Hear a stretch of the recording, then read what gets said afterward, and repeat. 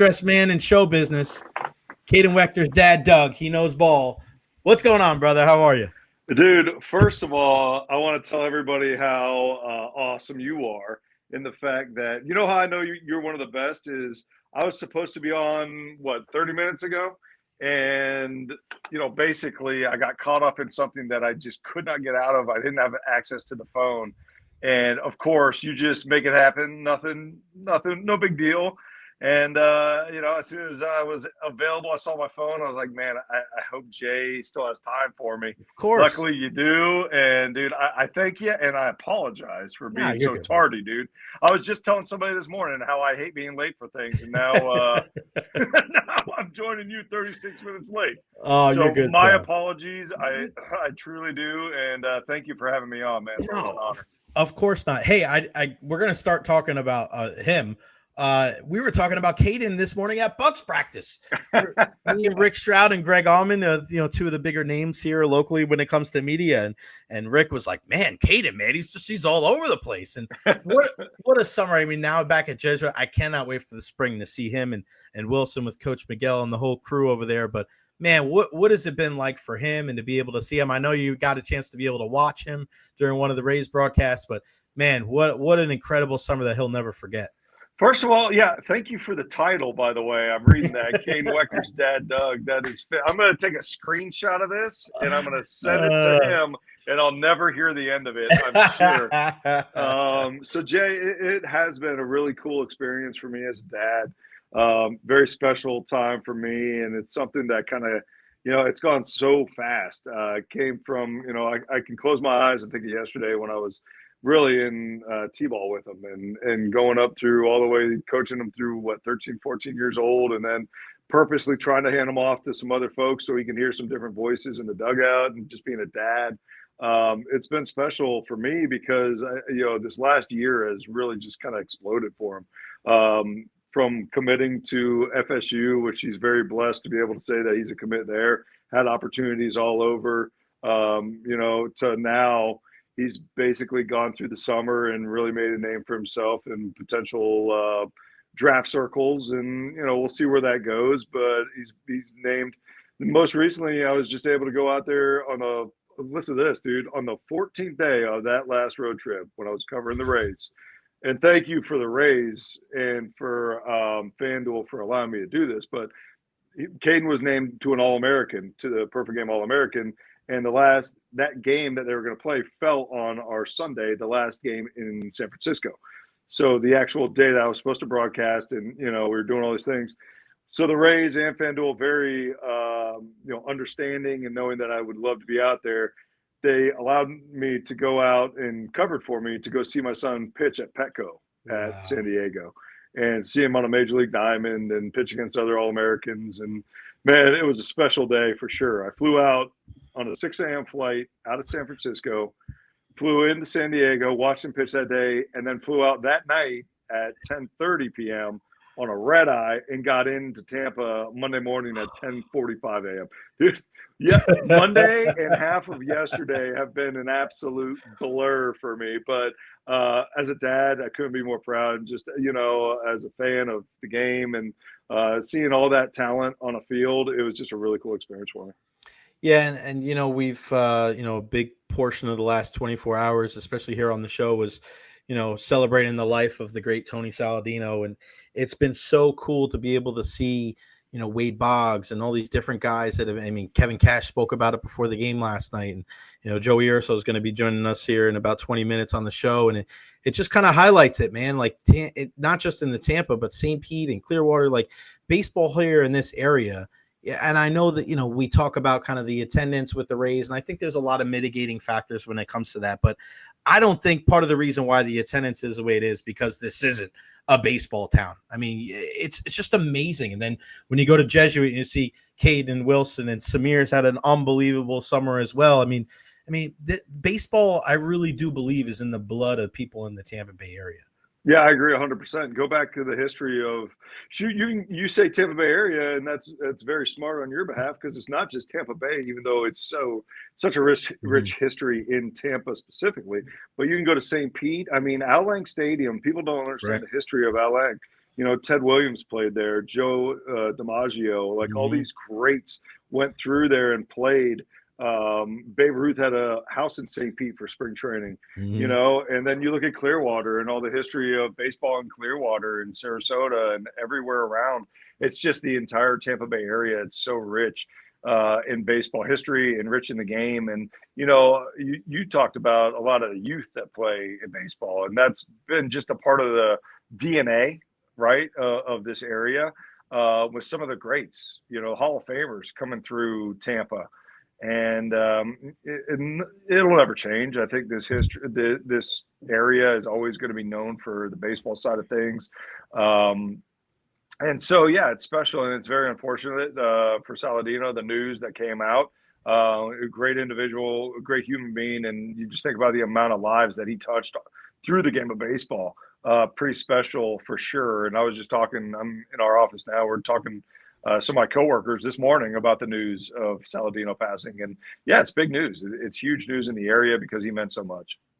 Yeah, I just I've been saying this for the last 2 days, man. If I can impact lives, a fraction of how many lives that Tony did, I think I did pretty well on this earth. I want to ask you about some of the pitching specific for the Rays, man, because one of the things that I've been keeping an eye on, and unfortunately the numbers keep getting inflated, is the amount of long balls given up from the starters. And I know Littell's not with them anymore, but with Zach and with Boz and with Pep, what is it that you see that, because I think the overall numbers are not like glaring, because you look at the overall numbers with its ERA and WHIP, and I mean, none of those really stand out like, wow, they're 27th in the league. But what is it about that you're seeing from these pitchers? Is it location? Is it execution? Is it just like the entire approach? Like, why is it that a lot of these pitches that they're, leaving in the zone and specifically up in the zone are ending up on the other side of the fence? Right. It's a good question. First of all, I think the first thing you got to address and talk about is the fact that they're playing at Steinbrenner, which is definitely pro offense, right? Mm-hmm. Ball flies out. You put the ball in the air. We saw it last night. Now, I'm not going to blame every one of the ones last night on Steinbrenner Field. Right. That was the fact that, that was a rough game to watch. But, over the course of the year, Steinbrenner has gotten easier and easier to hit in, and we knew it was going to happen. And hitters are definitely taking advantage of that. But I wouldn't say that is the reason that there's an elevated, ability to hit home runs against some of our guys. And I think each pitcher, it's probably a different situation than the other. Zach Littell was leading the league in home runs allowed. And, for him specifically, when he would go out there and give up a home run, it's not because he's trying to blow it by somebody at the top of the zone. It's more because his secondary is most likely his slider or split finger were a little too elevated, right? And that's where he would get hurt. And typically it was with no one on base. I mean, the majority of his home runs were given up with solos. Now you go to a guy like Shane Boz, where a lot of times you do see guys on base. So is it a mechanical thing? Is it something in the stretch that he's doing that he wasn't doing while he's in the windup? I think for him, it's count control. A lot of the times it's count control for a power guy. When you can get in a negative count for a pitcher or a positive count for a hitter, and what I mean by that is, a hitter gets into a 2-0 count and he can look for one pitch instead of have to deal with two or three.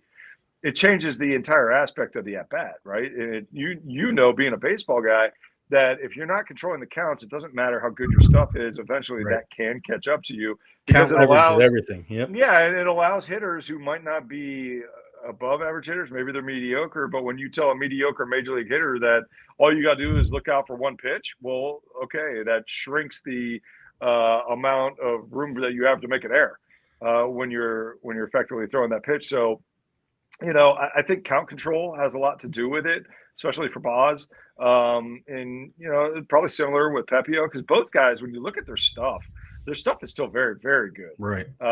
And so I think it's a case-by-case study on, why we're giving up more home runs this year than we really have in a long time. But I do think Steinbrenner is a part of it, but I'm not a guy who makes excuses, and I don't think these guys are either. I think it's just the fact that, mistakes have been made, and, major league hitters can absolutely take advantage of mistakes, especially when you're not controlling counts. Yeah, no doubt about it. I want to ask you about one of the new Rays, and I haven't gotten this from anybody, but the more and more I look at him, and the more I kind of see how the rotation's shaking out, and knowing that he's under team control for a couple of years, and knowing that there's kind of a proof of concept. What are your thoughts on my crazy? Maybe it's not crazy. Griffin Jax being that next guy that the Rays get into the lab in the offseason and go, because Doug, you look at this guy, he's one of the better relievers on the market. People were surprised, all right, well, you trade Taj Bradley for him. I just feel like with a guy, and he throws 4 or 5 good pitches. I mean, this is a guy that isn't all right, he's a guy that's going to pitch to eighth. He's a fastball slider guy. Maybe he'll drop in a curve or a change. This is a guy that's got a pretty deep repertoire. And I feel like if the Rays have done it with a guy like Zach Littell, who didn't have probably as high-end stuff as a guy like Griffin Jax, he could be a guy next year. I mean, obviously it's going to take them time to, stretch him out, but they wouldn't do it this year. But what do you think about that idea? Well, I don't know if you're crazy. I mean, I think a lot of people are probably looking at this guy and thinking, holy cow, instead of having that stuff for 1 inning, what if we had it for 6 or 7? Because, I do know for a fact that the Rays, when they went out there looking for relievers, they got 2 really good ones. Baker is a very good reliever. Yeah. And Griffin Jax, they literally, the Rays organization considered him the best arm on the market, right? And there's a reason for that. The stuff is off the charts good. The sweeper, in my opinion, is probably one of the best breaking balls that you can throw in the major league level. And he's flashed that to where it's virtually unhittable at times if he's landing that where he wants to. And then you set it up with 97, 98, and then the changeup. Like, this guy has every piece of the puzzle if you want to try to make him a starter, if you want to lengthen him out. And maybe that's in their plans. I don't know about that. I never talked to them specifically about creating a position in the rotation for him. There's no chance they're going to do it this year. I know that. Right. What they would do is in spring training, maybe have a conversation with him and talk about potentially moving him and lengthening him out. I could absolutely see him do that, and absolutely could see that working, because what you said is correct. His stuff is, I mean, he could be top of the rotation or near top of the rotation. He's just, I don't know the history of it. And you also want to be sensitive, to what he's done in the past. Right. Has he really showed a reason that he's better arm out of the bullpen? Is his mentality much better suited for a bullpen arm where he can let it all go for an inning? Once he gets stretched out, is he able to carry that velocity?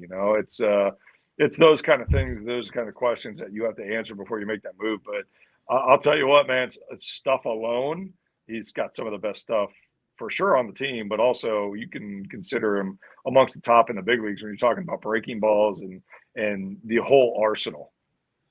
Were you surprised that they moved on from Taj Bradley, 24 years old? I mean, I know he's had his struggles, but I mean, we saw him come up probably a little bit earlier than they wanted a couple of years ago when they went through the injuries. And, I know you got to give up something to get something. I mean, you're going to give up a guy like Griffin Jax, and you didn't do the whole, we'll trade you 3 or 4 prospects for a guy like that.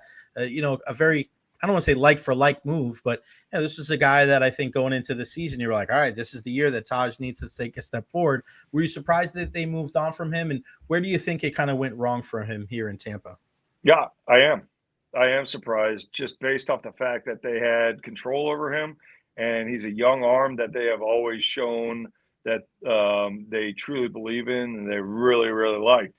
And so, homegrown kid, he had all the makings of them continuing to stay patient with him and hoping that he would come along. The consistency that he wasn't able to show, I think, eventually got to him. And I think they've tried a lot of different things to help Taj, stuff-wise on the mound. And, at times you saw him go out there and be absolutely dominant. I think it was last year where he went over like a 7 to 9 game stretch where you're like, okay, he's here. This is the Taj Bradley that everybody's looking for, top of the rotation. Like, he is here and he's ready to roll. And then took a step backwards. And it's just being a younger guy with the lack of consistency. I think at a certain point, sometimes it's best for both parties for the player to get a different view, right, and put on a different uniform. And, and the Rays have always been exceptional with figuring out the best time to make a move with these type players. Going into that trade deadline, I thought he was one of the guys who probably isn't touchable. They weren't going to be moving him. They'd moved some other guys before that.